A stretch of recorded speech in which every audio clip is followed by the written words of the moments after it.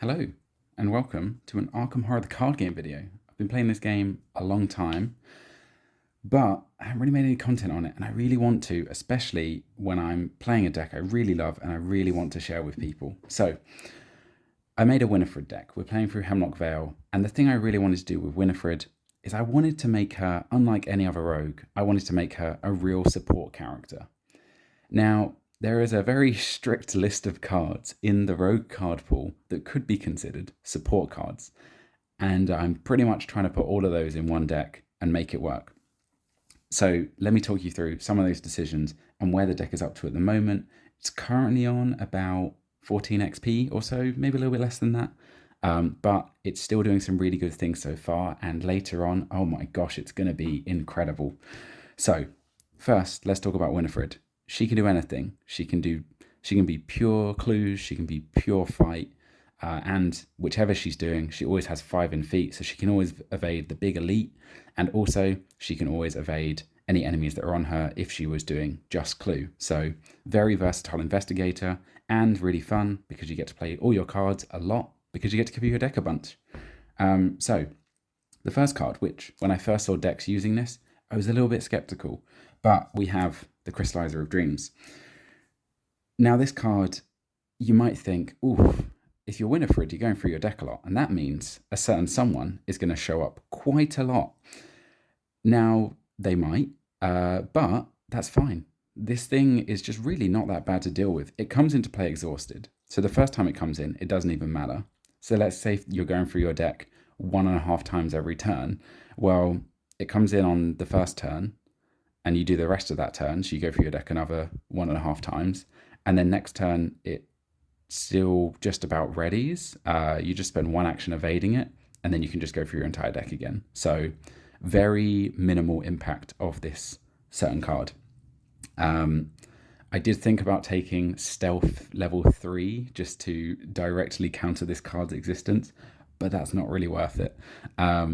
So the weakness is not actually that bad at all. So let's ignore that. In fact, sometimes it helps us because it gives us something that we can do with our feet, which is one of the real struggles of Winifred, is if you're playing lots of feet cards and there isn't a thing that lets you use your feet, then she can struggle and stall a little bit. So let's get that out of the way. The Crystallizer is amazing. Effectively, the Crystallizer is the main card in our deck. We're playing any single card that says fast on it because we know that we can play it for no action, have it on the Crystallizer, and now we have it as a skill card for triggering Winifred's ability and drawing more cards. So we get value out of the cards twice, not only as a skill icon, but also as a card draw engine on top of that. Now, as mentioned earlier, you want Winifred to have a way to do something with her feet. So particularly in the level 0 version, and probably throughout most of it, a really useful card to get early on is Thieves' Kit, because it says you can do feet tests whenever you want, is the main text on it. It happens to also get you clues and resources. But the most important factor is you can commit all those cards that you're playing, that in green, obviously, so many of the cards have feet icons only, or have feet icons and maybe not so useful icons. So this is really great to have and really helps you get your engine going of drawing cards and getting through to new things. And then on top of that, we have Gregory Gry. Now, usually with Winifred, I would always go for the route of playing Lonnie Ritter and Heavy Furs. Such a nice combo. You can always redraw that -4 of that particularly nasty symbol token in the game. You take a damage on it, and then you use Lonnie Ritter to heal the horror that you've taken by going through your deck, and you heal the damage off the Heavy Furs, and then you can go again. So that was usually what I was doing because I was so worried about the horror of going through my deck. But Gregory Gry does the same thing. He takes 1 horror. That's his job. He also happens to give you loads of resources. And if you combine it with a card like Hit and Run, and you're going through your deck a lot, then you don't have to spend an action playing him. So a very nice ally that does still fill the role that you need it to. And when you are triggering Thieves' Kit with Gregory Gry and committing maybe 3 icons from Crystallizer of Dreams to be at 8, let me tell you, it feels really good when your action is, I gain 3 money.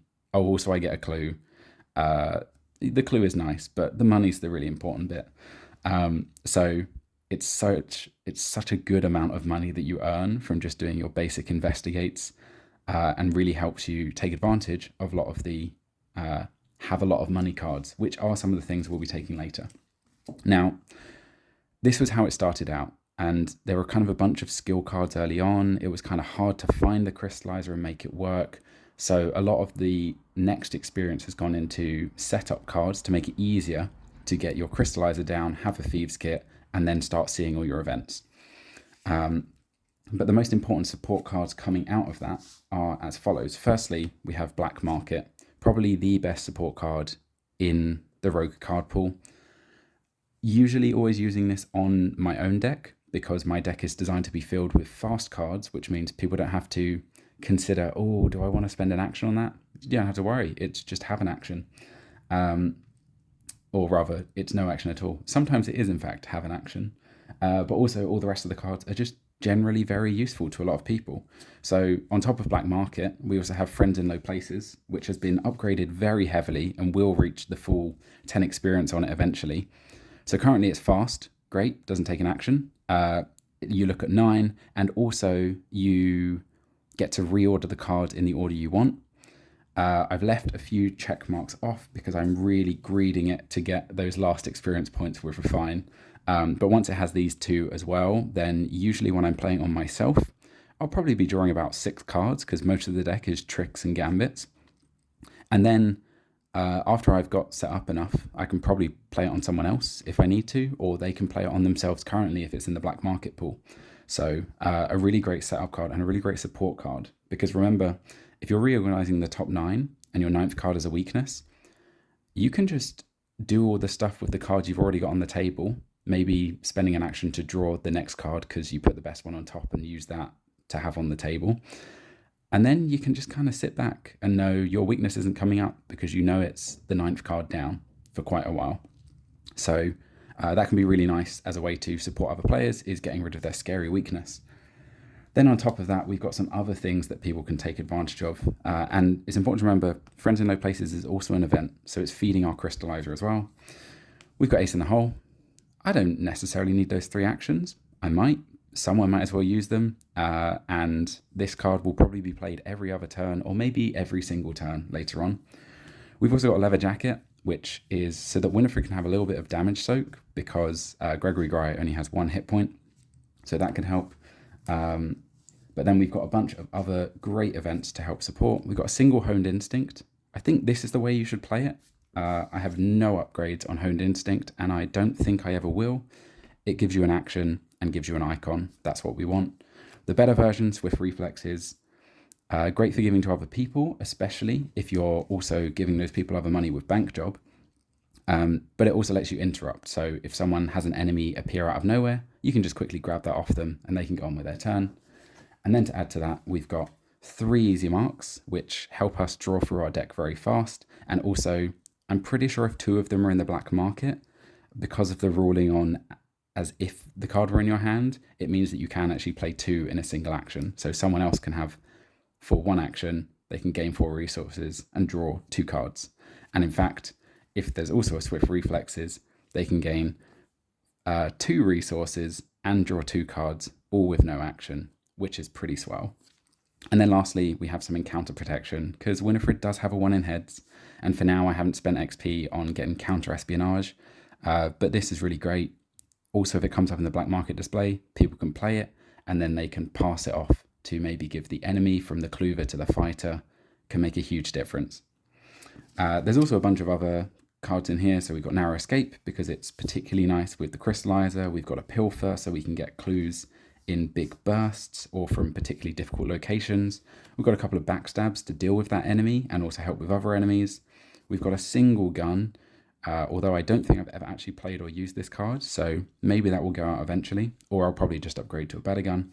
We've got a couple of manual dexterities just to help us draw through the deck for now.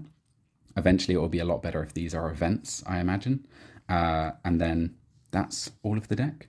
So that's what I'm playing with at the moment. The plans later on are to add cards like Money Talks, so that anyone can do a skill test anywhere, and I can give them base 10 if I have 20 resources. I also get a wild icon on the crystallizer, and I also draw a card, and it's fast, so I didn't have to spend an action doing it. So it's huge and is really going to accelerate the deck. And then the other thing that people are doing recently is playing Vamp and Snitch. So Vamp is really great because the first test, you do a heads test, you commit your arrogance, oh, you fail, shame, didn't care. Then you do all your other tests, you get to do loads of tests within a single action, committing loads of cards. And then also, when any of them succeed, you play 2 copies of Snitch and gather 4 clues from pretty much anywhere on the map, which sounds like it's going to be very, very fun indeed. But need a little bit more XP for that, and that's why I'm trying to squeeze it all out with Refine. So that's my Winifred deck. That's what I'm currently playing. I hope you like it. I will link to the deck list on ArkhamDB, and there's also a level 0 version, although there's probably some tweaks that could be made there. And I will hopefully give you an update later with where this deck has got to once it's got to 30, 40 XP, where I think it's really going to excel into a very bonkers, possibly broken deck. Thanks for watching.